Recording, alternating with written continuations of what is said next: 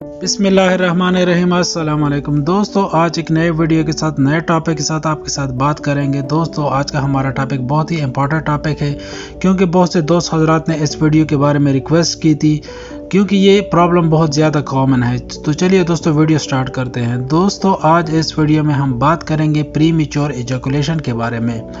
दोस्तों, premature ejaculation यानी जल्दी फारे होना। प्रीमेच्योर एजैकुलेशन में मेल 1 मिनट से पहले डिस्चार्ज हो जाता है। इसको खुद से ठीक करने का और बिना मेडिसिन के ठीक करने का कुछ तरीके होते हैं जो आज हम इस वीडियो में आपके साथ डिस्कस करेंगे।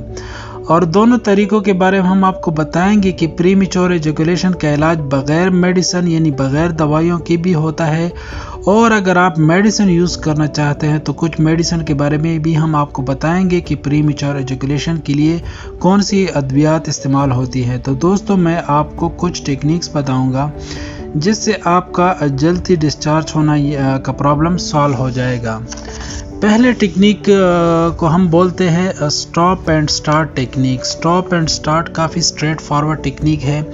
इसमें बेसिकली क्या होता है कि जिस टाइम आप सेक्स कर रहे हो, जैसी ही पहली बार आपके मन में ये फील हो रहा हो कि आपको ये फील होने लगता है कि जैसे आप डिस्चार्ज हो रहे हो, यानी डिस्चार्ज होने का प्रोसेस स्टार्ट होने वाला होता है, यानी एजैकुलेशन होने लगती है। जैसी ही पहली बार आपका फीलिंग हो तो उसी टाइम आपको सेक्स में रुक जाना होगा और लगभग 20 या 30 सेकेंड का ब्रेक लेना होगा, और उसके बाद आप अपने सेक्सुअल एक्टिविटी को रिज्यूम कर सकते हैं। सो बेसिकली होता है क्या है कि आपका एजैकुलेशन का जो प्रोसेस होता है ये एक वेव की तरह होता है, ग्रेजुअली बढ़ता रहता है और उसके बाद आपको डिस्चार्ज हो जाते हैं।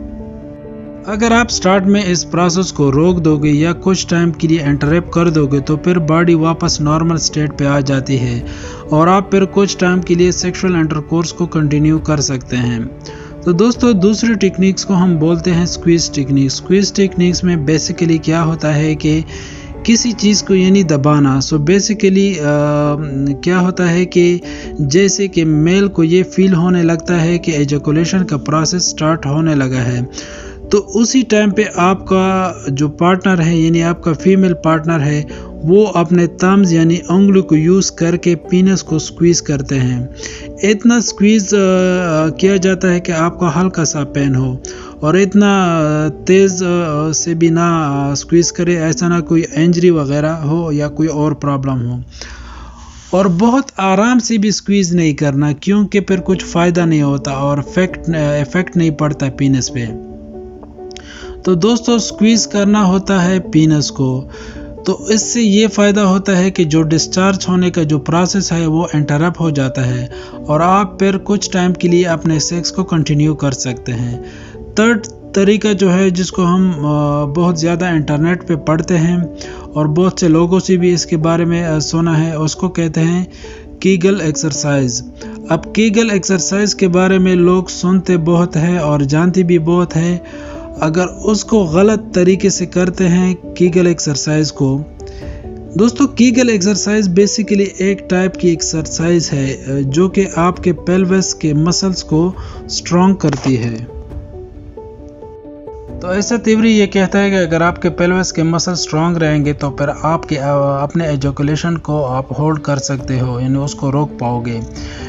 सो कीगल एक्सरसाइज को सही इस्तेमाल करने के लिए आपको सही मसल को आइडेंटिफाई करना होता है। इसको आइडेंटिफाई करने का बहुत ही आसान तरीका है, जब भी आप अपना यूरिनेट कर रहे हो यानी यूरिन कर रहे हो और या वॉशरूम जा रहे हो और पेशाब कर रहे हो, तो उसी टाइम आप वाइल ड्यूरिंग यूरिनेटिंग तो आपको अपना यूरिन को थोड़ा रोकना करना की कोशिश करना पड़ेगा without using your hands. Okay, तो जब भी आप उसको रोकते हो तो उस मसल को आप यूज़ करते हो, तो ये वही मसल है जिसको हमको कीगल एक्सरसाइज में स्ट्रांग करना होता है।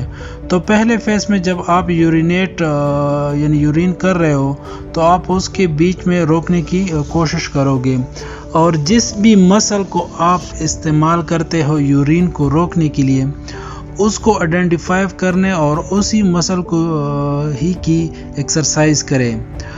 और बाद में कीगल एक्सरसाइज में करना क्या होता है कि उस मसल को 3 सेकंड के लिए आपको कंट्रैक्ट करते हैं और फिर 3 सेकंड के लिए आप उसको रिलैक्स कर देते हैं। यानी 3 सेकंड के लिए कंट्रैक्ट किया करें और 3 सेकंड के लिए रिलैक्स किया करें। ऐसा कम से कम दिन में 10 बार करना होता है और ऐसा दिन में आप 3 या 4 मरतबा रिपीट करना होता है दिन में। तो दोस्तों ये मसल 1 या 2 दिन में स्ट्रांग नहीं होता। जैसा कि आप जानते हैं कि एक दिन अगर आपकी बॉडी नहीं बन सकती अगर आप एक्सरसाइज करने के लिए जिम जाते हैं, तो ये इसी एक्सरसाइज में टाइम लगता है और आपको ये एक्सरसाइज बार बार करना पड़ेगा। तो ये 3 चीज़ों आप इस्तेमाल कर सकते हैं अपना सेक्सुअल टाइम बढ़ाने के लिए और अपना प्रीमेच्योर एजैकुलेशन को रोकने के लिए। तो दोस्तों वीडियो में आगे जाके हम प्रीमेच्योर एजैकुलेशन के ट्रीटमेंट के बारे में बात करेंगे कि इसके लिए कौन सी मेडिसिन यूज़ होती है। तो अब बात करेंगे कि प्रीमेच्योर एजैकुलेशन को हम किस तरह डिफ़ाइन करेंगे। दोस्तों सेक्स का जो नॉर्मल ड्यूरेशन है वो आमतौर पर 2 मिनट से 10 मिनट के बीच में रहता है। अमूमन अगर आप एक एवरेज की बात करें तो जो बहुत बड़ी स्टडी इस पे हुई है और कई कंट्री में इस पे स्टडी हुई है, तो उसमें पाया गया है कि लगभग 5 या 5.25 मिनट के बीच में अगर सेक्स हो रहा हो, यानी 5 मिनट का अगर ड्यूरेशन हो, तो उसको एवरेज टाइम माना जाता है। लेकिन अगर आप रेंज की बात करें तो 2 से 10 मिनट या 15 मिनट तक भी टाइम हो सकता है। दोस्तों प्रीमेच्योर एजैकुलेशन को हम डिफ़ाइन करते हैं कि अगर सेक्सुअल ड्यूरेशन काफ़ी ज़्यादा कम हो जाए। पहले बात की जाती थी कि अगर सेक्सुअल ड्यूरेशन 2 मिनट से भी कम हो जाए तो उसको प्रीमेच्योर एजैकुलेशन कहा जाएगा।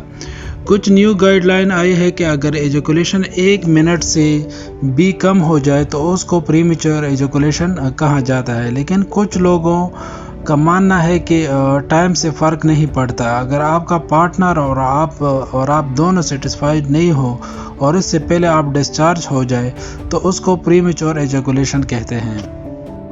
तो ये 2 या 3 डिफिनीशन है, फिर मोटा 2 मिनट या फिर 1.5 मिनट से इससे पहले डिस्चार्ज हो जाए तो उसको प्रीमेच्योर एजैकुलेशन कहते हैं। तो ये प्रीमेच्योर एजैकुलेशन होती क्यों है? कई स्टडीज़ में कई चीज़ें पाई जाती है। बेसिक चीज़ जो बोली जाती है, आपका जो पीनस है, पीनस की अगर सेंसिटिविटी बहुत ज़्यादा हो, यानी बहुत जल्दी एक्साइटमेंट बढ़ रही हो, तो उसकी वजह से भी प्रीमेच्योर एजैकुलेशन हो सकता है। कुछ स्टडी में पाया गया है कि ब्रेन में कुछ केमिकल्स होते हैं, ये सेरोटोनिन के नाम से, अगर उसकी लेवल कम हो जाए तो उसकी वजह से भी प्रीमेच्योर एजैकुलेशन हो सकता है।